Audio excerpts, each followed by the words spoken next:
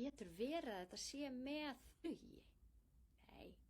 Ef að þú ert eins og ég og dreymir að ferðast til Asíu að þá ættir að horfa á þetta. En inn á sumarferðir.is að þar geti búið til alls konar ferðapakka til Asíu.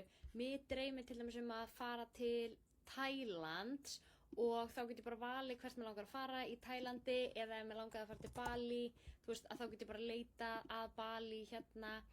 Vel að fara frá Keflavík og síðan get ég valið hvenær það er sem að mig langar að fara. Við erum bara í 2 vikna ferð til Bali. Hljómar mjög næst og þá býr sem sagt sumarferðir til pakka fyrir þig og það sem er svo geggjað við að bóka hér í gegn í staðinn fyrir að gera þetta sjálfur er að sumarferðir eru það ábyrg fyrir pakkanu þínum.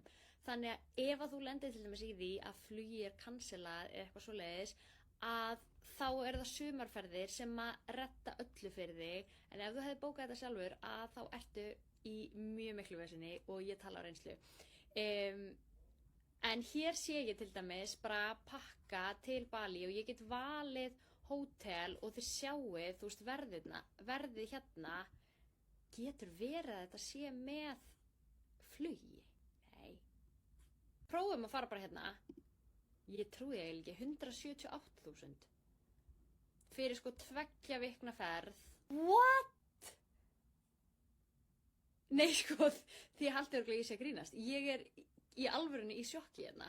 Af því að þetta er 2 vikna ferð með flugi fram og tilbaka og hótelgistingu á Bali. Þú veist, við erum að fljúga yfir sko allan hnöttinn fyrir 176.000 mann.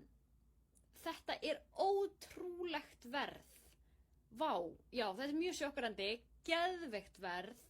Þannig, og þið getið síðan púsla saman ykkar pakka hérna og þetta kemur oft út ódýrara og miklu öruggara heldur en að bóka þetta allt sjálfur.